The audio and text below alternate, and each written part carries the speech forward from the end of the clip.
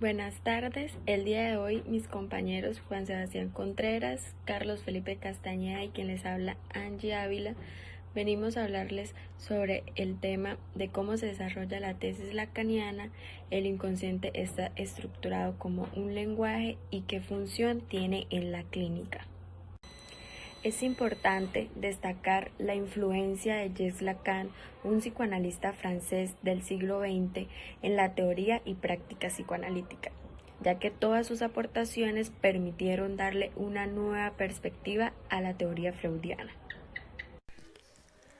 Lacan hace una revisión muy minuciosa de la teoría desarrollada por Freud y de sus casos más famosos. Dicha revisión se ve fuertemente influida por la lingüística estructural de Ferdinand de Saussure, un lingüista suizo, lo que le lleva a Lacan a formular lo siguiente: el psicoanálisis es posible si y solo si el inconsciente está estructurado como un lenguaje. Es por esto que debemos tener conocimiento sobre los principales postulados sobre la lingüística.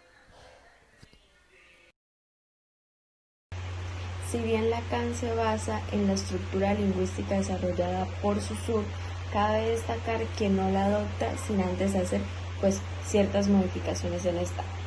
Las modificaciones se basan sobre la conceptualización que nos hace Saussure sobre la lengua. Serrailet en 2009 nos indica la definición de la lengua según Saussure como un sistema tal que cada uno de sus elementos concebidos como asociación arbitraria entre un significante, que es la imagen acústica, y un significado, que es el concepto, se define por su posición relativa en el sistema. Esta definición conllevaría una separación entre lo que es el significante y el significado, y esto lleva a Lacan a invertir el postulado de Saussure, dando una primacía al significante sobre el significado, considerando que la única manera que un significante encuentre su significado es mediante la articulación con otro significante.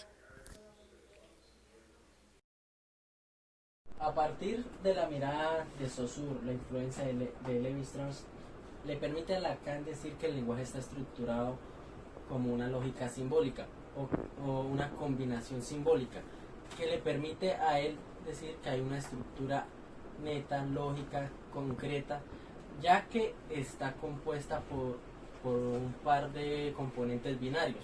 ¿Qué quiere decir esto? Que está compuesta por sí, no, bueno o malo, ya que para Lacan se requiere en una lógica toda esta identificación. Hay que tener en cuenta que Lacan, tanto como trabaja Freud y como el mismo Freud lo manifiesta en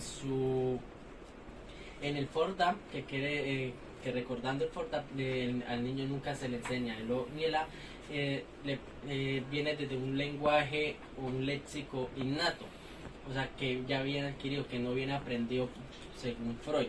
Entonces, ¿en qué se basa Lacan? Que hay una estructura lógica en el lenguaje, o sea, hay una combinación, ya que hay una gracia de un corte entre el no y el sí, o sea, hay una herradura que le permite al niño identificar, o nos permite a las personas identificar en nuestro lenguaje las combinaciones, si las cosas son buenas o son malas, en este caso. Por eso, esto le permite generar una probabilidad lingüística a las personas y generar a partir de una influencia.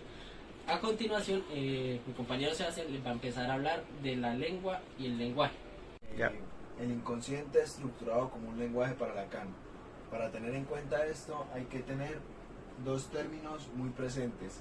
La lengua, que viene a ser social y clasificada, existe únicamente por las personas que la hablan, o sea, el entorno social. Esa clasificación se da por criterios y normas. Y este tipo de lengua tienen significados comunes.